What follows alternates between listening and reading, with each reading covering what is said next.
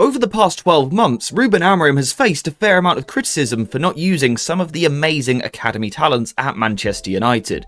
But this quote yesterday suggests that things may be about to change, and I would guess Shea Lacey is first in line. He's regularly been training with the Manchester United first team, and to tell the truth, he's just very good, which is quite useful for a young footballer. Now, I think one of the reasons why Lacey feels like he is next in line from the United Academy coming into the first team is because there is a very obvious spot that is going to become available to him. Of course, the African Cup of Nations is just around the corner, and we know that we will lose the likes of Ahmad and Mbumo, two of our very best right-sided players.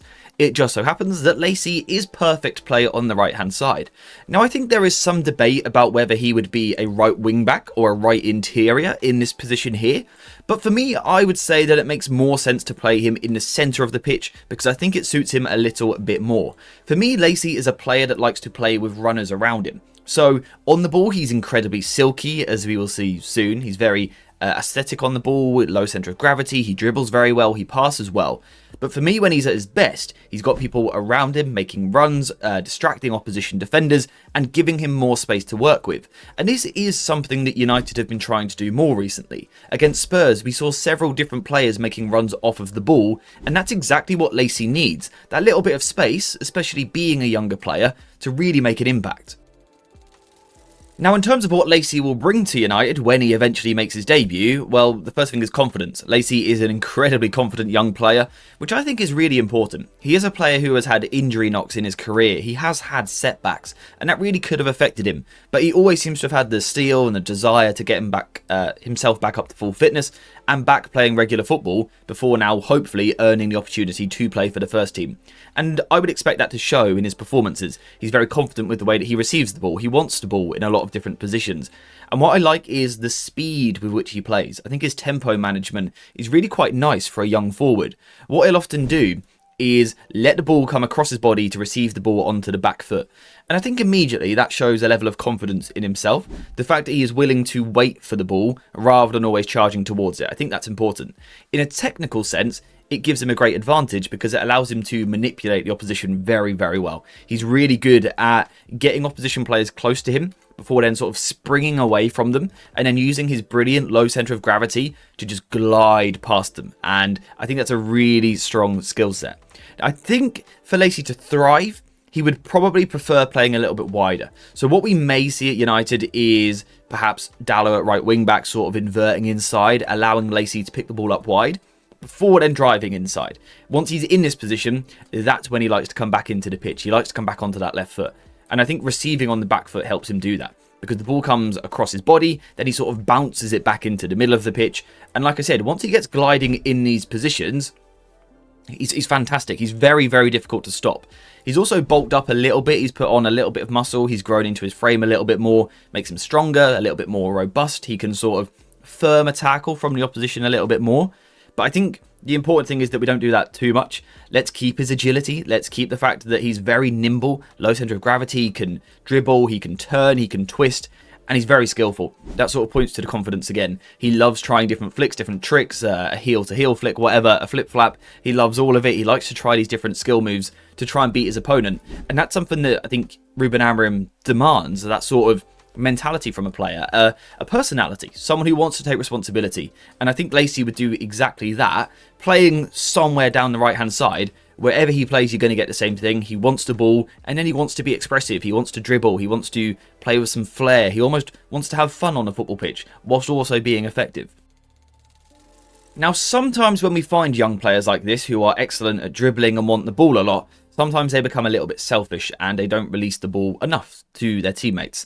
But I don't think we've got that with Lacey at all. I think his left foot is a bit of a wand. He's a bit of a magician on the ball, but a selfless one. Someone that wants to give the ball to his teammates. He wants to link with people. He wants to interchange with people. He wants to have that dynamic, that sort of relationship and understanding with his teammates around him. Now, a lot of that will come with his left foot. He is a very left foot heavy player for most of the pitch. We will come back to that. But he likes to use his left foot. But I think what's important is that you can use the entire foot. And I think, again, always, when you are watching a young player and you're looking for things that catch your eye, I think a player that can use you know, the top of their foot to control the ball, the inside of their foot, of course, but also the outside of their foot as well. I think, again, that's sort of a good sign that we've got a technical player here, someone who can manipulate the ball in a lot of different angles, and I think Lacey can do exactly that, and I think that's very important.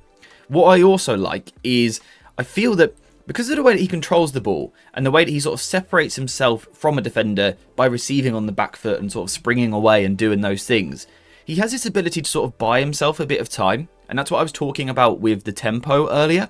He's not someone who has to play at 100 miles an hour. The game, for him, it almost seems like it slows down a little bit. It seems like when he gets the ball, it just goes into slow motion a little bit, and then he has that ability to re-inject the speed back into the move. And what he sort of buys himself is the luxury of being able to play either way. Because he can get himself away from a defender with his clever control and his intelligent movement, because he can get himself that bit of time, that bit of space, he opens up his passing opportunities. Normally, when we look at a left-footed player playing on the right, we assume every action is going to be back inside.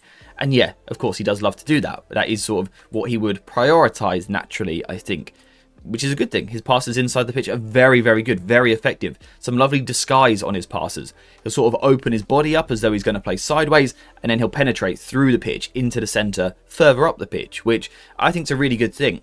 But also, he can go the other way as well. His passing can take him outside the pitch, which I think is important for a young player and a slightly one-footed one to not be too trapped into one zone. I think is very, very important. I think Shea Lacey's got that ability to get himself out of difficult situations. He's got the ball manipulation, the management of sort of time and space. He's not a wizard, but you know what I mean. He can buy himself some time, and then his passing from there, very, very effective. And I think particularly in the final third, he can be a really creative player for United, a real creative spark.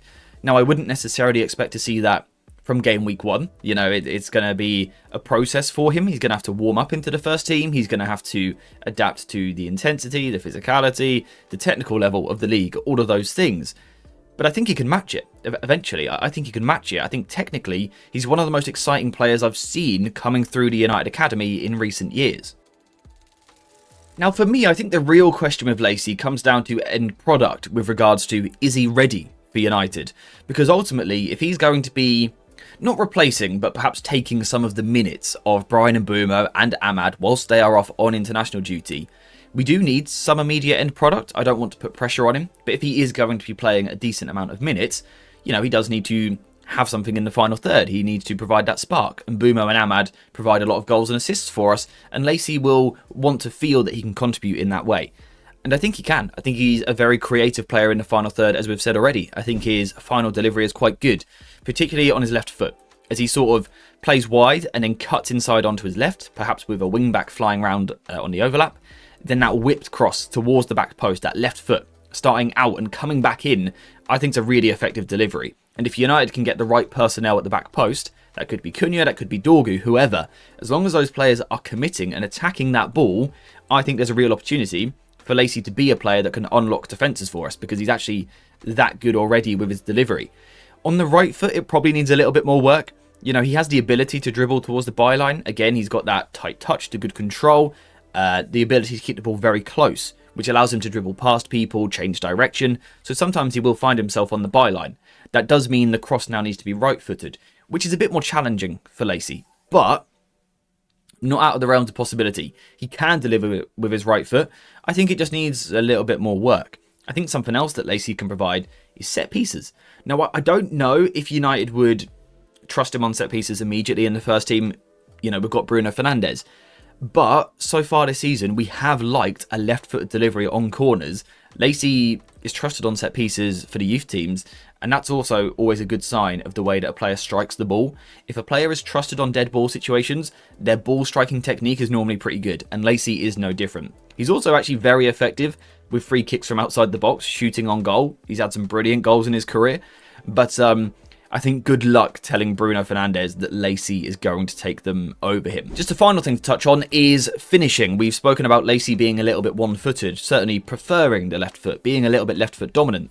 With his finishing, that sort of changes. I think Lacey suddenly in the final third, once he's close to goal, racing on 1-versus-1 with a goalkeeper, suddenly he's very capable of using both feet, which is quite fun. As he sort of receives that ball from the far side, he's running in on goal, he can use the left foot to sort of bend round the goalkeeper towards the far post, but he can also strike through the ball with the right foot, which I think is really important. Again, for a player to be able to use both feet, it allows them to act quicker in the final third, a bit more instinctively at times, I think, and that gives you the ability to catch the goalkeeper off guard, and I think Lacey can do that. Outside of the box, again, that left foot does make him a genuine threat. I'm not expecting him to come into the United first team and start bending it in from outside the box every week. But I would be surprised if he doesn't have a go or two. Again, he's a confident young player and he's got the ability to match the confidence. I would be surprised not to see him, firing in a couple of long-range efforts. And he does have the ability. The curl that he gets on the ball with the left-footed shots is very nice, but he also gets enough speed on the ball to make sure that he's still going to beat the goalkeeper. So I think Lacey, again, sort of once he warms up, and particularly if he's coming on late in games when defences are starting to tire a little bit, Lacey is an actual goal threat for us. Now again, the point that we have to keep reiterating is that he is very young and he has had a lot of injury problems, so we shouldn't expect sort of immediate success. This isn't someone who is going to come in and, produce Bryan Mbeumo level numbers, right? And we wouldn't expect that. He's very young. Bryan Mbeumo is a very experienced footballer. In the prime of his career, he cost a lot of money. Lacey is at a very different point in his career, but still a really good player. And he sort of brings a skill set, which I think United lack on the right-hand side a little bit. That sort of diminutive player in the right half space. Bryan Mbeumo is a bit more direct with his movement. I think Lacey will bring us something a little bit different. Now, of course, for Amorim, there will be a job of finding a balance with the rest of the attack, the right players to get around him. Perhaps you do go for a Dalot at right wing-back to provide some physicality near him, to help him out in that way. But I think that's something that we can do. I think we have the players at the club that allow us to play with that flexibility, that allows us to make those changes. And I do think Lacey deserves his opportunity. He's a player that has been incredibly exciting for a long time. We've spoken about him for several years now, around the United Academy. There's always been whispers of Lacey. That's sort of the name that everyone's been excited by. And I think it's obvious to see why. This season, in the youth setup, I think he's kicked on another gear. I think he's gone to another level.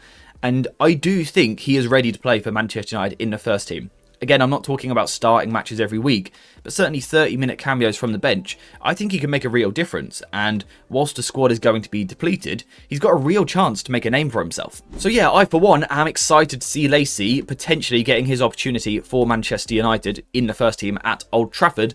But now I want to hear from you guys. Do you think Lacey is actually ready? And if he is, what does he bring to United?